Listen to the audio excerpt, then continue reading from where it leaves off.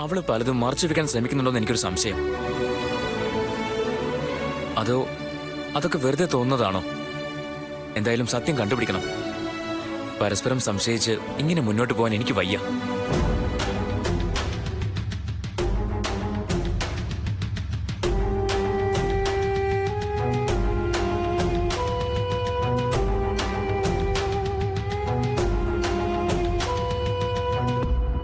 എടാ, നീ എന്താ ആലോചിക്കുന്നത്? വിൽപ്പത്രം എഴുതിയ തീയതി ഈ അടുത്തൊരു ദിവസമാണ്. അതായത് വേദ തിരിച്ചു വന്നതിന് ശേഷം.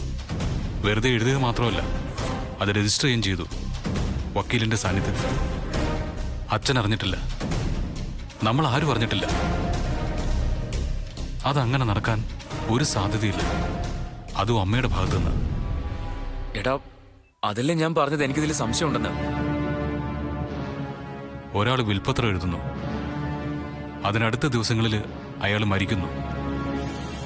ആ മരണം സ്വാഭാവികമാണെന്ന് വരുത്തി തീർക്കാൻ ബോധപൂർവമായ ശ്രമങ്ങൾ നടക്കുന്നു. വാക്ക് മാറ്റി പറഞ്ഞത് 2 പേരാണ്. ഒന്നാ കള്ളൻ, 2 ഡോക്ടർ. എന്തിനവരങ്ങനെ ചെയ്തു? മൊഴി മാറ്റാൻ ആരാ അവരെ പ്രേരിപ്പിച്ചത്? പിന്നിൽ ആളുണ്ട് ഗിരി, അല്ലാതെ ഇങ്ങനെ സംഭവിക്കില്ല. നീൽ, നീ വേദയെ സംശയിക്കുന്നുണ്ടോ? നിനക്ക് സംശയമുണ്ടോ?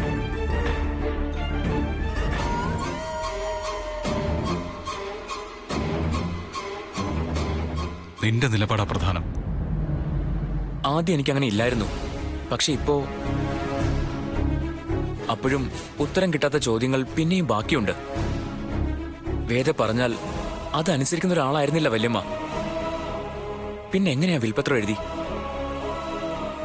എന്തുകൊണ്ട് വിൽപ്പത്രം എഴുതിയ വാർത്ത നമ്മളിന്നൊക്കെ മറച്ചു വെച്ചു? വല്യച്ഛന് പോലും അറിയില്ല അതെങ്ങനെ സംഭവിച്ചു. ഇത്തരം സംശയങ്ങൾക്കുള്ള ഉത്തരങ്ങളാണ് കണ്ടുപിടിക്കേണ്ടത്. ഞാൻ അതിനുള്ള ശ്രമം തുടങ്ങിയതുമായിരുന്നു. നീ അടക്കമുള്ളവർ എന്റെ ഉദ്ദേശശുദ്ധിയെ സംശയിച്ചു. അതെനിക്ക് പറ്റിയൊരു അബദ്ധമാണ്. ഇനി ആ അബദ്ധം ഞാൻ ആവർത്തിക്കില്ല. നമുക്ക് ഒരുമിച്ച് നിൽക്കാം. സത്യം കണ്ടെത്തിയേ പറ്റൂ. മതി. നിന്റെ പിന്തുണയുണ്ടായ ബാക്കി ചെയ്യേണ്ടത് എന്താണെന്ന് എനിക്കറിയാം. നീ കൂടെയുണ്ടെങ്കിൽ അതാണ് എന്റെ ബലം. ധൈര്യമായിട്ടിരിക്കുക. സത്യം നമ്മൾ കണ്ടുപിടിച്ചിരിക്കും. നമുക്കേ സ്വാതിയുടെ വീട് വരെ ഒന്ന് പോയാലോ? എന്തിന്? ചുമ്മാ ഒരു മരണമൊക്കെ നടന്ന വീടല്ലേ, നമ്മൾ ഇതുവരെ പോയില്ലല്ലോ. അതൊന്നും വേണ്ട. പോകുന്നത് അവരെ ആശ്വസിപ്പിക്കാനുള്ളതെന്നൊക്കെ എനിക്കറിയാം. പിന്നെന്തിനാ? ന്യൂസ് പിടിക്കാൻ. എന്തായാലും വേണ്ട. അതിന് അവിടെ ഇപ്പൊ എന്ത് പ്രശ്നമുള്ളത്? പോലീസ് അന്വേഷണമൊക്കെ പൂട്ടിക്കെട്ടിന്നാണല്ലോ ഞാൻ അറിഞ്ഞ. ദേവേ, നിന്റെ മനസ്സിലിരിപ്പ് എന്താണെന്നൊക്കെ നന്നായിട്ട് അറിയുന്ന ആളാ ഞാൻ. അതുകൊണ്ട് വെറുതെ ഇങ്ങോട്ട് കോർക്കാൻ വരില്ലേ? രാഹുൽ ഏട്ടന് താല്പര്യമില്ലെങ്കിൽ വേണ്ട, ഞാൻ പോയി കണ്ടോളാം. എനിക്ക് ആ വീട്ടിൽ കയറി ചെല്ലാൻ ഒരാളുടെ റെക്കമെൻഡേഷൻ വേണ്ട. ആ വീട്ടിൽ കയറി ചെല്ലുന്നതിന് പകരം നീ വേറെ ഏതെങ്കിലും വീട്ടിൽ കയറുന്നതിനെ കുറിച്ച് ചിന്തിക്ക. ഓ, കല്യാണം. അമ്മ ഇപ്പോഴും അത് വിട്ടില്ലേ? അങ്ങനെ വിടാൻ പറ്റില്ലല്ലോ. എനിക്ക് കല്യാണമേ വേണ്ടെന്ന് പറഞ്ഞത് അമ്മ കേട്ടതല്ലേ? നീ എന്തൊക്കെ പറയുന്നു? അത് മുഴുവൻ ഞാൻ ഗൗരവത്തിലെടുത്തു എന്നാണോ നീ കരുതുന്നത്? ഇക്കാര്യം അങ്ങനെ എടുത്തേ പറ്റൂ. എനിക്കിഷ്ടമുള്ള ഒരാള് എന്റെ ജീവിതത്തിൽ വരുന്നത് വരെ ഞാൻ ആരെയും കെട്ടാൻ പോകുന്നില്ല. ആ ആളെ തിരയാന്നാ വല്യമ്മ പറഞ്ഞത്. നമുക്ക് എല്ലാവർക്കും കൂടെ അന്വേഷിക്കാം. ചിലപ്പോ ഒത്തു വന്നാലോ? അങ്ങനെ വരുത്തിക്കണ്ട. ആളെ ഞാൻ തന്നെ കണ്ടുപിടിച്ചോളാം. ഇവൾ എന്നെയും കൊണ്ടേ പോവൂ. ഞാൻ ചാവണം ഇവൾക്ക് നല്ല ബുദ്ധി തോന്നണമെങ്കിൽ. എന്ത് പറഞ്ഞാലും അപ്പ ചാവും മരിക്കും എന്നൊക്കെ പറഞ്ഞാ മതിയല്ലോ. അതുകൊണ്ടൊന്നും എന്റെ മനസ്സിലാകാൻ പോകുന്നില്ല. എനിക്ക് പറ്റിയ ആളെ എവിടെയോ ഉണ്ട്. അയാളെ കണ്ടുപിടിക്കുന്നവരെ തൽക്കാലം കല്യാണത്തെക്കുറിച്ച് മിണ്ടിപ്പോരുത്.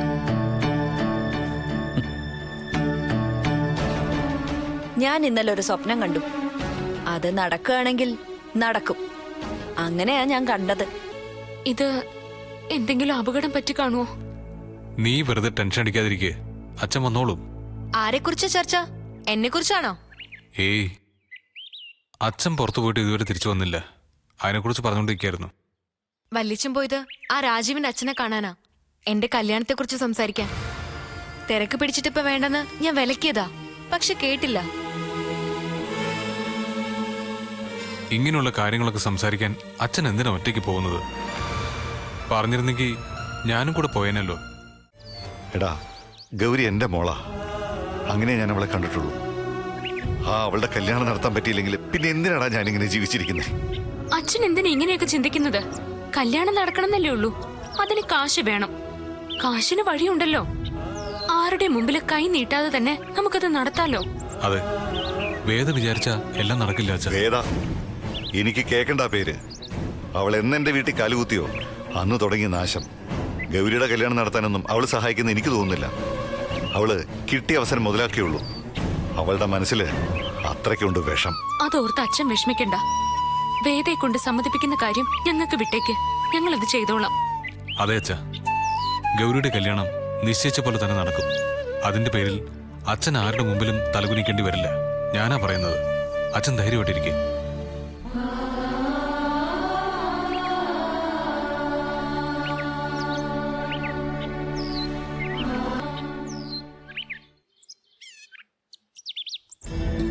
ഏട്ടാ,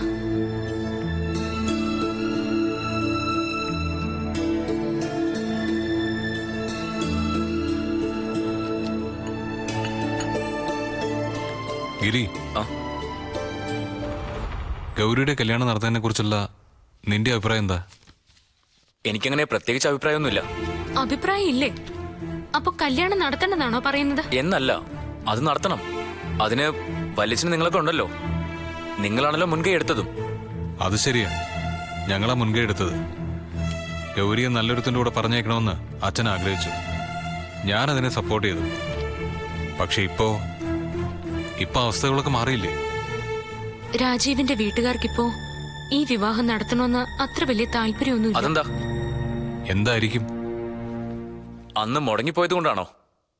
അങ്ങനെ വല്ല ലക്ഷണക്കേടും അവർക്ക് തോന്നുന്നുണ്ടെങ്കിൽ അവരോട് ഒഴിയാൻ പറ. നമുക്ക് ഗൗരിക്ക് വേണ്ടി വേറെ ചെറുക്കനെ അന്വേഷിക്കാം. അവൻ മാത്രമല്ലല്ലോ ഈ നാട്ടിലുള്ളത്. ശരിക്കും ഇറങ്ങി തിരിച്ച രാജീവിനേക്കാൾ മിടുക്കനായ ഒരുത്തനെ കണ്ടുപിടിക്കാൻ പറ്റും. ഗിരി, ഒരാംഗ്ലയുടെ സ്വരത്തിലല്ല നീ ഇപ്പൊ സംസാരിച്ചത്. മുടങ്ങിപ്പോയ കല്യാണം എങ്ങനെയെങ്കിലും നടത്തിയെടുക്കുക വേണ്ടത്. അതിനുള്ള വഴി ഉണ്ടാക്കണം. അതാണ് സഹോദരന്റെ കടമ. ഗിരി, അവര് കല്യാണത്തിൽ നിന്ന് ഒഴിയുന്നത് ലക്ഷണക്കേട് കണ്ടിട്ടൊന്നുമല്ല. കാശിന്റെ കാര്യം പറഞ്ഞ അറിയാലോ. അച്ഛനും രാജീവിന്റെ അച്ഛനും തമ്മിൽ ചില ധാരണകളൊക്കെ ഉണ്ടായിരുന്നു. ഇപ്പോഴത്തെ സാഹചര്യത്തില് കൊടുത്ത വാക്ക് അച്ഛന് പാലിക്കാൻ പറ്റുമെന്നുള്ള സംശയം രാജീവിന്റെ വീട്ടുകാർക്കുണ്ട്. എന്നുവെച്ചാൽ പറഞ്ഞ സ്ത്രീധനം കൊടുക്കാൻ പറ്റുമെന്ന് അവർക്ക് സംശയമുണ്ടെന്ന് ചുരുക്കം. നമ്മുടെ വീട്ടിൽ നടന്നത് മുഴുവൻ അവരറിഞ്ഞിരിക്കുന്നു. അമ്മയുടെ മരണവും വിൽപത്രവും എല്ലാം. വിൽപത്രപ്രകാരം മുഴുവൻ സ്വത്തിന്റെ അവകാശം നിന്റെ ഭാര്യ വേദയ്ക്ക. വിൽപത്രത്തിന്റെ ശരിതെറ്റുകൾ അവിടെ നിൽക്കട്ടെ. ഇപ്പോ അവളാണല്ലോ എല്ലാത്തിന്റെ മുതലാളി. ഗൗരിക്ക് നിസ്സാരമായ ചിലത് മാത്രം എഴുതി വച്ചിരിക്കുന്നത്. രാജീവിന്റെ അച്ഛന്റെ ചോദ്യം ഇത്രയേ ഉള്ളൂ. കല്യാണത്തിന് മുമ്പ് കൊടുത്ത വാക്ക് ഇനി പാലിക്കാൻ നമ്മുടെ അച്ഛന് പറ്റുമോ ഇല്ലയോ? രാജീവ് എന്നെ കണ്ട് ഇഷ്ടപ്പെട്ട് തന്നെയല്ലേ കല്യാണത്തിന് സമ്മതിച്ചത്? അതെ. അല്ലാതെ രാജീവിന്റെ വീട്ടുകാര് ഈ ബന്ധം നല്ലതാണെന്ന് പറഞ്ഞതുകൊണ്ടല്ലോ. ഒരിക്കലും അല്ല. എന്റെ വല്യച്ഛൻ രാജീവിന്റെ അച്ഛന് കൊടുക്കാന്ന് പറഞ്ഞ കാശിനെ പറ്റിയിട്ട് രാജീവിന് വല്ലതും അറിയോ? കാശോ? എനിക്കൊന്നും അറിയില്ല. ഭാഗ്യം. ഇങ്ങോട്ട് വരുമ്പോ രാജീവ് ഒരു സ്വത്തുമോഹിയാണെന്നായിരുന്നു എന്റെ തോന്നൽ. അതങ്ങനെയല്ലെന്നറിയുമ്പോ വലിയ ആശ്വാസമുണ്ട്. ഗൗരി എന്തൊക്കെയായി പറയുന്നേ? എനിക്കൊന്നും മനസ്സിലാവുന്നില്ല. നമ്മൾ തമ്മിലുള്ള കല്യാണം നടക്കണമെന്ന് രാജീവ് ആഗ്രഹിക്കുന്നുണ്ടോ? ആഗ്രഹിക്കുന്നുണ്ടാണല്ലോ കല്യാണം നിശ്ചയിച്ചത്. അന്ന് ആ മരണം നടന്നില്ലായിരുന്നെങ്കിൽ താനിപ്പോ എന്റെ ഭാര്യ. എന്നാ ഇപ്പൊ കല്യാണം നടക്കാൻ ചില തടസ്സങ്ങളുണ്ട്. പ്രധാന തടസ്സം പണമാണ്. പണമോ? അതെ. രാജീവിന്റെ അച്ഛൻ എന്റെ വല്യച്ഛനോട് ചോദിച്ച സ്ത്രീധനം അന്നത് കൊടുക്കാൻ വല്യച്ഛന് കഴിയുമായിരുന്നു. ഇന്ന് പക്ഷേ ചില തടസ്സങ്ങളുണ്ട്. നിങ്ങൾക്ക് ഇത്രയും എടുക്കൊണ്ടെന്ന് ഞാൻ ഒരിക്കലും പ്രതീക്ഷിച്ചിരുന്നില്ല. മനുഷ്യന് തരം താഴാവുന്നതിനൊരു പരിധിയുണ്ട്. നിങ്ങൾ അതിനും താഴേക്ക് പോയല്ലോ. നിങ്ങളുടെ മോളെ എന്റെ മോനെ കൊണ്ട് കെട്ടിക്കാവുന്നൊരു തീരുമാനം. അങ്ങനൊരു തെറ്റല്ലേ ഞാൻ ചെയ്തിട്ടുള്ളൂ. അതിന് ഇങ്ങനെ എന്നെ ശിക്ഷിക്കണോ? എനിക്കൊന്നും മനസ്സിലാവുന്നില്ല. ആണുങ്ങളെ കൈയും കാലും കണ്ണീരും കാണിച്ച് വലവീശി പിടിക്കാൻ ഇറങ്ങുന്ന ചില പെണ്ണുങ്ങളുണ്ട്. അങ്ങനെ പറഞ്ഞാൽ നിങ്ങളെ വീട്ടിലുള്ളവരും ഞാൻ അറിഞ്ഞിരുന്നില്ല. സദാനന്ദ,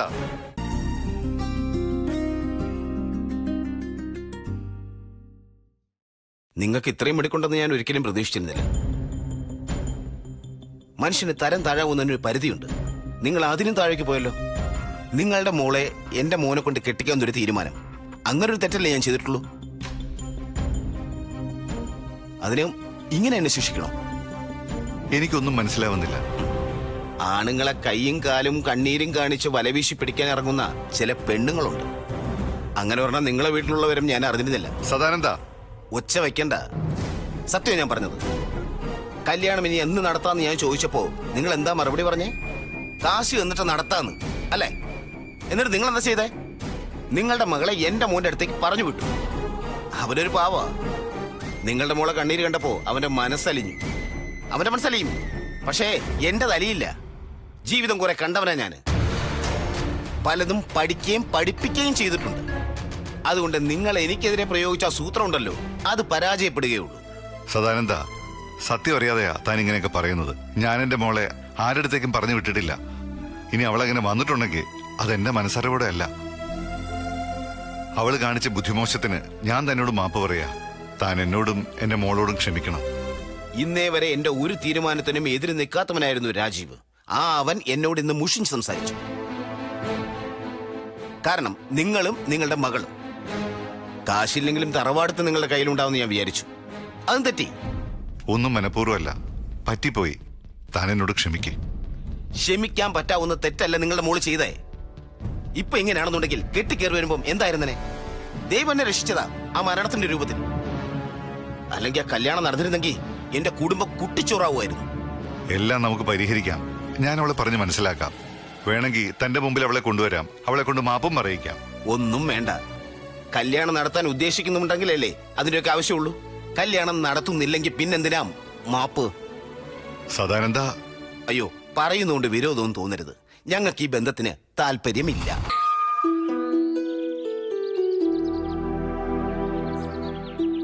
നീ എന്ത് കണ്ടിട്ടാ അവിടെ ചെന്ന് അങ്ങനെയൊക്കെ പറഞ്ഞത്? കല്യാണം നടത്താൻ ലക്ഷങ്ങൾ വേണം, ലക്ഷങ്ങൾ. എനിക്കറിയില്ല. എല്ലാവരുടെയും സങ്കടം മാറ്റാൻ അപ്പൊ ഞാൻ ആ ഒറ്റ വഴിയെ കണ്ടുള്ളൂ.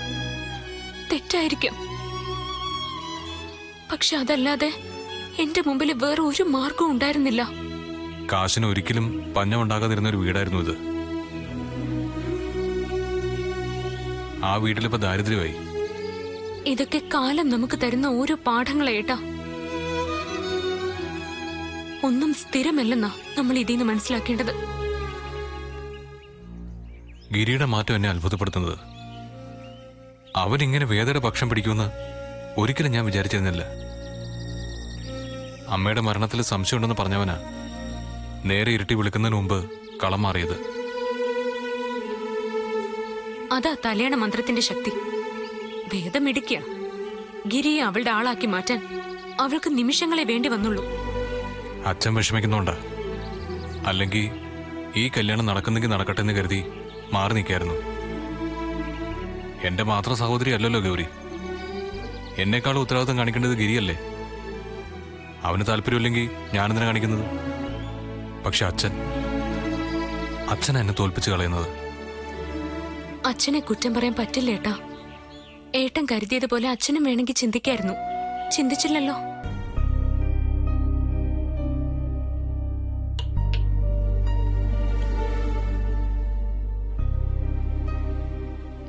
സഹായിക്കണോ? വേണ്ട, ഇത് ചെയ്യാൻ എനിക്കറിയാം. അത് ശരി. കാൽക്കാശിന് ഗതിയില്ലെങ്കിലും നാവിനൊരു കുഴപ്പമില്ല. നിനക്കിപ്പോ എന്താ വേണ്ടത്? എനിക്കൊന്നും വേണ്ട. നിങ്ങൾക്കെന്തെങ്കിലും വേണോ? വേണമെങ്കിൽ പറഞ്ഞാ മതി, ഞാൻ തരാം. അല്ല, നാട് മുഴുവൻ നടന്ന് എന്നെ കുറ്റം പറയാണെന്ന് ഞാൻ അറിഞ്ഞു. അതിന്റെ ഒരു സത്യാവസ്ഥ അറിയാനും വേണമെങ്കിൽ 2 പൊട്ടിക്കാനും തയ്യാറായിട്ടാ ഞാനിപ്പോ വന്നത്. പൊട്ടിക്കാനോ? നീയോ? അതിന് നീയേ ഒരു ജന്മം കൂടി ജനിക്കണം. നാണമില്ലല്ലോ ഗൗരിയുടെ കല്യാണം നടത്താൻ വേണ്ടി തെണ്ടുന്നതില്. ഇതിലും ഭേദം കാർഡടിച്ചിറങ്ങുന്നതായിരുന്നു. പിച്ച തരുന്നത് പോലെ ആളുകള് സംഭാവന തന്നേനെ. അത് വെച്ച് നടത്താൻ പറ്റിയേനെ കല്യാണം. എന്ത് വേണോന്നേ ഞങ്ങൾ തീരുമാനിച്ചോളാം. നിന്റെ ഒന്നും ഉപദേശം ആവശ്യമില്ല.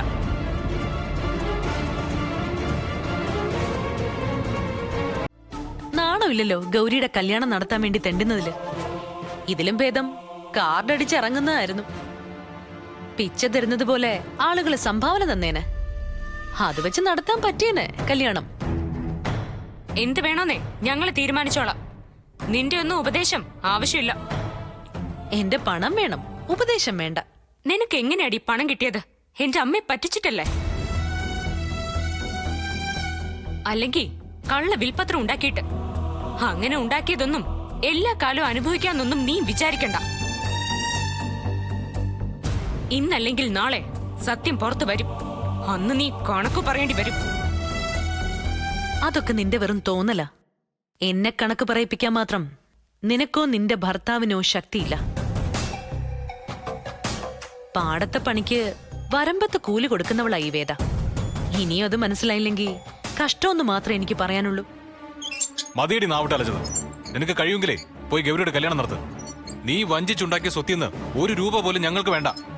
പക്ഷെ ആ കല്യാണം നടക്കണം. നടത്തിയില്ലെങ്കിൽ എന്ത് ചെയ്യും? എനിക്ക് സൗകര്യമില്ല നടത്താൻ. കണ്ടവന്റെ പേഴ്സിലെ കാശ് കണ്ട് ഓരോന്നിന് ഇറങ്ങി പുറപ്പെടാൻ നിന്നാ ഇതാണ് ഗതി. നാണം കെടും. കണ്ടവന്റെ കാശോ? എന്റെ അച്ഛൻ ചോര നീരാക്കി ഉണ്ടാക്കിയതാ ഈ കാണുന്നത് മുഴുവൻ. അതെങ്ങനെയാണ് ഈ കണ്ടവന്റെ കാശാകുന്നത്?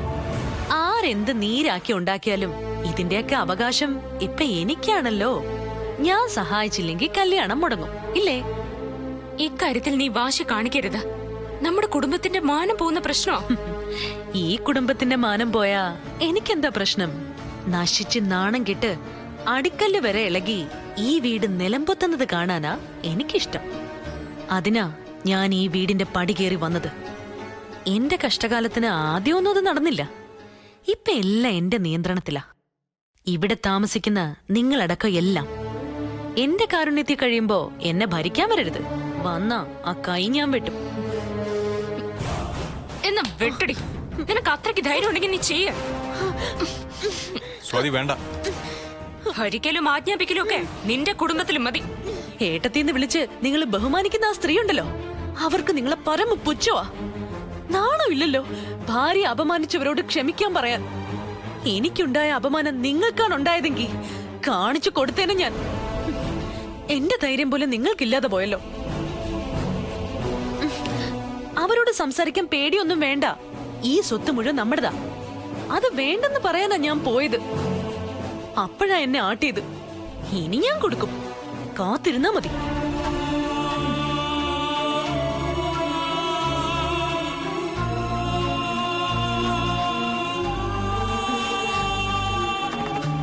നിങ്ങൾ പോയി ചോദിക്കുന്നുണ്ടോ ഇല്ലയോ? ഇല്ലെങ്കിൽ ഞാൻ ഇപ്പൊ ഈ വീട്ടിൽ നിന്ന് ഇറങ്ങിപ്പോകും. അവരറിയണം എന്റെ ഭർത്താവ് എന്നെ സ്നേഹിക്കുന്നുണ്ടെന്ന്. എങ്കിലേ എനിക്ക് ഈ വീട്ടിലൊരു വിലയുണ്ടാവും. നിങ്ങൾക്ക് എന്തെങ്കിലും പറയാനുണ്ടെങ്കിലേ അത് എന്നോട് പറയണം, അല്ലാതെ അവളോടല്ല മെക്കെട്ട് കയറേണ്ടത്. മനസ്സിലായില്ല? മനസ്സിലാവില്ല. കുറച്ച് നാളായി ഞാനിതെല്ലാം കാണാൻ തുടങ്ങിയിട്ട്. ഈ വീട്ടിലുള്ള എല്ലാവർക്കും തിമിരം ബാധിച്ചിരിക്കുക. കാണേണ്ടതല്ല കാണുന്നത്. തിമിരം ബാധിച്ച കൂട്ടത്തില് വേദയും പെടുവോ? നിങ്ങൾ എന്തിനാ അവളെ ഇങ്ങനെ ശത്രുവായിട്ട് കാണുന്നേ? അവൾ എന്ത് തെറ്റാ നിങ്ങളോട് ചെയ്തേ? സ്വത്തിന്റെ കാര്യമാണെങ്കിൽ അമ്മ എഴുതി കൊടുത്ത സ്വത്തില് ഒരു ചില്ലി കാശ് പോലും വേദയ്ക്ക് വേണ്ട. എന്ന് അവള് പറഞ്ഞോ? പറഞ്ഞോ പറഞ്ഞില്ലേ, അതല്ല ഇവിടുത്തെ പ്രശ്നം. പിന്നെ ഏതാ? എടാ, നിനക്ക് അവളെ വിശ്വാസമാണെങ്കിൽ നീ വിശ്വസിച്ചോ. പക്ഷേ ഞങ്ങളും അങ്ങനെ ചെയ്യണമെന്ന് വാശി പിടിക്കരുത്. ഗിരിയുടെ മുമ്പിൽ പെരുമാറുന്ന വേദയല്ല ഞങ്ങളുടെ മുമ്പിൽ പെരുമാറുന്നത്. പഴയ തന്ത്രം അവള് വീണ്ടും പുറത്തെടുത്തിരിക്കുക. നുണ പറഞ്ഞ് പരസ്പരം തെറ്റിക്കുക. പണ്ട് അവളുടെ ചതിയിൽ നീ വീഴില്ലായിരുന്നു, ഇപ്പൊ വീഴാൻ തുടങ്ങി. അതാ ഞങ്ങൾ പറയുന്നൊന്നും നിനക്കിപ്പോ വിശ്വാസമാവാത്തത്. ഇപ്പോ പരസ്പരം മുഷിഞ്ഞ് സംസാരിക്കേണ്ടി വന്നു. ഇനി വഴക്കാവും. അതിനടുത്ത സ്റ്റേജ് കയ്യാങ്കളിയാവും. അത് കണ്ടു നിൽക്കാൻ എനിക്കേതായാലും വയ്യ. അതുകൊണ്ട് ഞാനൊരു വഴി പറയാം, നിങ്ങളതനുസരിക്കണം. പ്രശ്നങ്ങള് ഇത്രത്തോളം വഷളായ സ്ഥിതിക്ക് ഇനി ഇവിടെ നിൽക്കുന്നത് ബുദ്ധിയല്ല. ഇനി ഇവിടെ നിന്നാ അരുതാത്തത് പലതും സംഭവിക്കും. അങ്ങനെ സംഭവിച്ച പിന്നെ ഒരിക്കലും കൂട്ടിച്ചേർക്കാൻ പറ്റാത്ത വിധം നിങ്ങളൊക്കെ തമ്മിൽ പരസ്പരം അകന്നു പോവും. നീ എന്താ ഏതു നേരം ഇങ്ങനെ ആലോചിച്ചിരിക്കുന്നേ? എന്തു പറ്റി? ഏയ് ഒന്നുമില്ല. അതല്ല, നിനക്ക് വിഷമമുണ്ട്. എന്തിന്? ഇനി അതും ഞാൻ പറഞ്ഞു തരണോ? എന്നാലേ കല്യാണം നടക്കില്ല എന്നോർത്ത് ഒരു സങ്കടവും വേണ്ട. കല്യാണം നടക്കും, ഞാനത് നടത്തും. നിന്നെ ഞാൻ കൈവിട്ട് കളയോടി. ഇത് വെച്ച് മുതലെടുക്കാൻ ഈ വീട്ടിലെ പലരും ശ്രമിക്കുന്നുണ്ട്. ആ ശ്രമങ്ങളൊക്കെ എവിടം വരെ എത്തുമെന്നറിയാൻ കാത്തിരിക്കുക ഞാൻ. രാജീവ് തന്നെ നിന്റെ കഴുത്തിൽ താലി കെട്ടും. എനിക്ക് തോന്നുന്നില്ല വേദ. അവരുടെ വീട്ടില് ചില പ്രശ്നങ്ങളുണ്ട്. പ്രശ്നങ്ങളുണ്ടെന്നല്ല, പ്രശ്നങ്ങൾ ഉണ്ടാക്കിയെന്നാ പറയേണ്ടത്. ആ സ്വാതി നീലും അവിടെ പോയി പ്രശ്നം വഷളാക്കി. സ്വത്ത് മുഴുവൻ എന്റെ പേരിലാണെന്ന് അവരെങ്ങനെയാ അറിഞ്ഞത്? ഇവര് ചെന്ന് പറഞ്ഞു. രാജീവിന്റെ വീട്ടുകാരോട് മാത്രമല്ല, ഗിരിയോടും അവര് പലതും പറഞ്ഞു. ഗിരിക്ക് അവരുടെ ഉദ്ദേശം ഇപ്പൊ ഏതാണ്ട് മനസ്സിലായിട്ടുണ്ട്. രാജീവിന്റെ വീട്ടുകാർക്കും വൈകാതെ മനസ്സിലാവും. കോടതിയിൽ നിന്ന് ഒരു നോട്ടീസ് ഉണ്ട്. ദാ.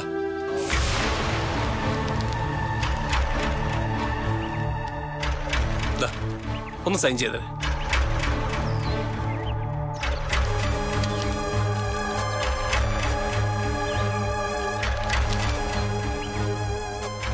എന്താ വേദ അത്? കോടതി എന്നുള്ള കടലാസാ. നീല് കേസ് കൊടുത്തു. അമ്മയുടെ വിൽപത്രം ശരിയല്ലാന്നും പറഞ്ഞു. വേദ, ഗിരി നിങ്ങളുടെ പുന്നാര സഹോദരൻ പണി പറ്റിച്ചു. എന്തുപറ്റി? വായിച്ചു നോക്ക്.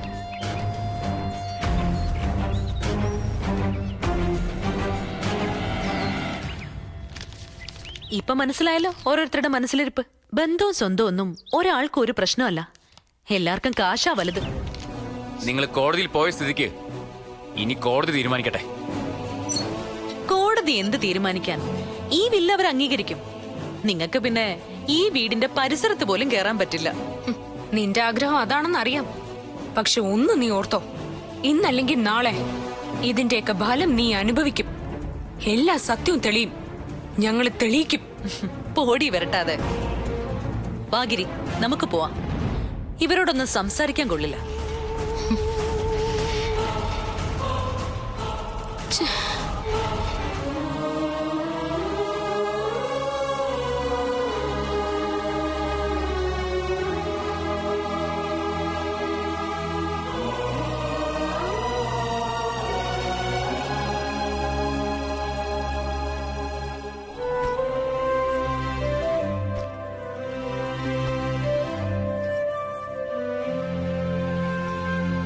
അച്ഛാ, ആ, ഞാൻ റെഡി. ഇനി എപ്പോ വേണോ ഇറങ്ങാം? ഇറങ്ങാം. പക്ഷെ അച്ഛൻ കൂടെ വരുന്നില്ല. ഏ? അതെ അച്ഛാ, ഈ വീട്ടിൽ ഞങ്ങൾ അധിക പെറ്റ്. ഞങ്ങളാ പോകേണ്ടത്. ഞങ്ങൾ പൊയ്ക്കോളാം. എന്നെ തനിച്ചാക്കി പോകാൻ പറ്റുമോ നിങ്ങൾക്ക്? നിങ്ങൾ എവിടെയാണോ അവിടെയാ ഞാനും. ഇതൊരു വീടല്ല. ഇവിടെയുള്ളവരാരും എൻ്റെ ആരുമല്ല. രക്തബന്ധം മറ്റെന്തിനേക്കാളും വലുതാന്ന് ഞാൻ കരുതിയിരുന്നു. അതൊക്കെ വെറുതെയാന്ന് ഇപ്പൊ എനിക്ക് മനസ്സിലായി. ഇവന് മാത്രം ഒരു ഷർട്ട് കൊണ്ടുവന്ന ഗിരിക്ക് കൊണ്ടുവന്നില്ല എന്നും പറഞ്ഞ് മുഖം വീർപ്പിക്കുന്ന ആളായിരുന്നു ഇവൻ. നീൽ മഹേഷ് എന്ന് പറയുന്ന നിന്റെ ഭർത്താവ്. ആ സ്നേഹം ഇപ്പോഴും അതുപോലെ തന്നെ ഉണ്ടച്ചാ ഏട്ടന്റെ മനസ്സില്. അതൊക്കെ ആർക്ക് വേണം? കണ്ടില്ലേ ഗിരി, ശത്രുവിനെ പോലെ അവനിപ്പോ യുദ്ധം ചെയ്യുന്നേ. കാശാണ് പ്രശ്നം. അതുകൊണ്ട് ഇനി ഇത് കണ്ടു നിൽക്കാൻ പറ്റില്ല. നമുക്കിറങ്ങാം. ഈ നാട്ടില് ഏതെങ്കിലും ഒരു വീട്ടില് അവിടെ മനസമാധാനങ്ങൾ ഉണ്ടാവുമല്ലോ. എനിക്കിപ്പോ അതാ വേണ്ടത്. ഞങ്ങൾ പോകുന്നത് തിരിച്ചു വരാൻ തന്നെ അച്ഛാ. അമ്മയുടെ വിൽപത്രം തെറ്റാണെന്ന് തെളിയിച്ച് ഞങ്ങൾ വേഗം തിരിച്ചു വരും. അങ്ങനെ വരുമ്പോ ഞങ്ങളെ സ്വീകരിക്കാൻ അച്ഛനുണ്ടാവണം ഇവിടെ. ഈ വീടിന്റെ നാഥനായിട്ട്, പഴയ പ്രതാപിയായ മഹേശ്വരനായിട്ട്. പ്രതാപം, അതിലൊന്നും ഒരു അർത്ഥമില്ല നീലേ. സ്നേഹം പോലും നിലനിൽക്കുന്നില്ല, പിന്നെയല്ലേ പ്രതാപം. നിങ്ങൾ ജയിച്ചു വരണമെന്ന് എനിക്ക് ആഗ്രഹമുണ്ട്. നിങ്ങൾ ജയിക്കുന്നു എന്ന് പറഞ്ഞാൽ അതിന്റെ അർത്ഥം എന്റെ മാലതി ജയിക്കുന്നു എന്നാ. അവളുടെ ആത്മാവിന് മോക്ഷം കിട്ടുന്നു എന്നാ. അറിയാലോ, പിണ്ടം കൊത്താതെ അവളുടെ ആത്മാവ് ഈ വീട്ടിൽ തന്നെ ഉണ്ട്.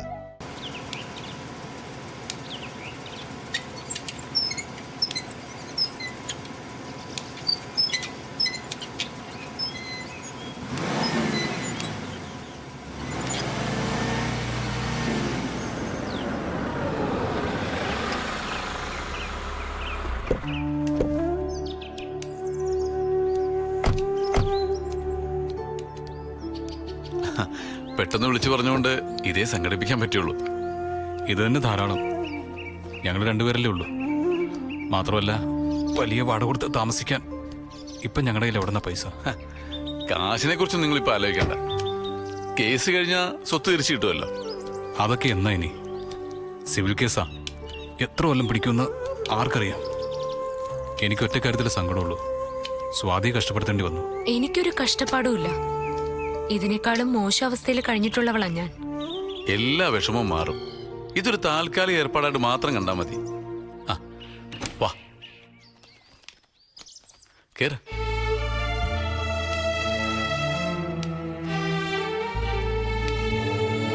ജീവിതത്തിന്റെ ഓരോ പാഠങ്ങൾ ഞാൻ പഠിച്ചുകൊണ്ടിരിക്കുക രാഹുൽ. ഒറ്റ ദിവസം കൊണ്ടല്ലേ എല്ലാം മാറി മറിഞ്ഞത്. ആത്മവിശ്വാസം കളയാതിരുന്നാൽ മാത്രം മതി. ആത്മവിശ്വാസം മാത്രം പോരല്ലോ രാഹുലിനെ ജീവിക്കാൻ. കാശ് വേണ്ടേ? ഇതിപ്പോ രാഹുൽ ഉണ്ടായിരുന്നുകൊണ്ട് നടന്നു. എപ്പോഴും രാഹുലിനെ ബുദ്ധിമുട്ടിക്കാൻ പറ്റില്ലല്ലോ. എനിക്കെന്ത് ബുദ്ധിമുട്ടാ? നിങ്ങളെ സഹായിക്കാൻ എനിക്ക് സന്തോഷമേ ഉള്ളൂ. എന്നാലും എല്ലാത്തിനും ഒരു പരിധിയില്ലേ? ഏട്ടൻ വെറുതെ സങ്കടപ്പെടല്ലേ. എല്ലാത്തിനും ഒരു വഴി ഉണ്ടാവും.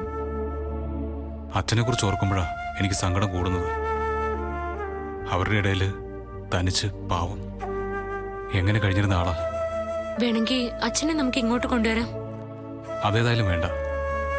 അച്ഛനത് സന്തോഷമായിരിക്കുമെങ്കിലും ഇപ്പൊ അതിനുള്ള സമയമായിട്ടില്ല. നാട്ടുകാരൊക്കെ അറിഞ്ഞാ അച്ഛന് കുറച്ചില്ല. ഒന്നും നീളുടെ തെറ്റല്ലല്ലോ. ഇങ്ങനെയൊക്കെ സംഭവിച്ചു പോയി.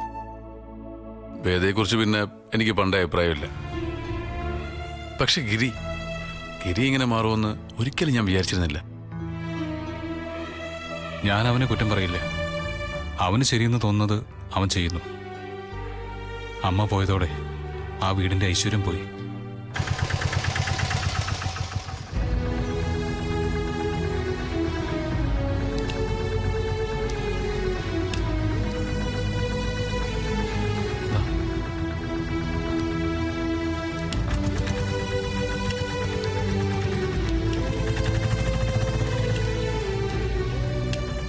രാഹുലേട്ടാ, എന്തായി?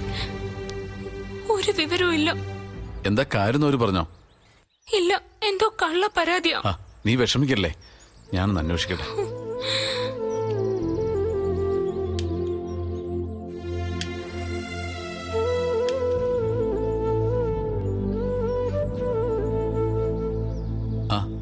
ഏട്ടാ, ഞാനാ രാഹുല്. എനിക്കൊരു കാര്യം അറിയണമായിരുന്നു. ആ പരാതി അതെങ്ങനെ അവിടെ? ഓ ശരി ശരി ശരി. രാഹുലേട്ടാ, പരാതി കൊടുത്തിരിക്കുന്നത് വേദയാ.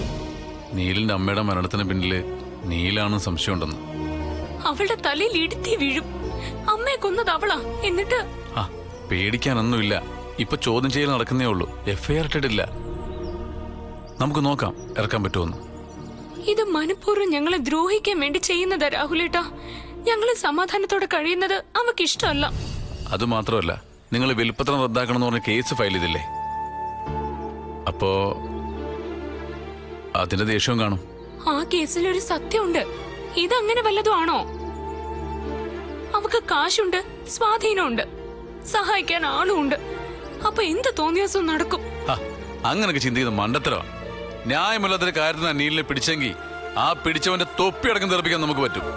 ആരുടെയും തൊപ്പിയൊന്നും എനിക്ക് തെറിപ്പിക്കണ്ട. ഏട്ടന് ഒരു അബദ്ധം പറ്റാതെ പുറത്തിറക്കിയാൽ മാത്രം മതി. കുറെ ദിവസത്തിന് ശേഷം ഒന്ന് ചിരിച്ചു കണ്ടത് ഇന്നാ. ചെയ്യേണ്ടതൊക്കെ അക്കമിട്ട് പറയുകയും ചെയ്തു. അപ്പോഴാ പോലീസുകാർ കയറി വന്നത്. നിന്റെ ഫോൺ വരുമ്പോ ഭാഗ്യത്തിന് ഞാൻ വീട്ടിലുണ്ട്. അല്ലായിരുന്നെങ്കിൽ അറിയാൻ പോലും പറ്റില്ലായിരുന്നു. സഹായം ചോദിക്കാൻ എനിക്ക് വേറെ ആരുമില്ല. അതെനിക്ക് അറിഞ്ഞൂടെ? അതല്ലേ വിളിച്ചപ്പോ തന്നെ ഞാൻ ഓടി വന്നത്.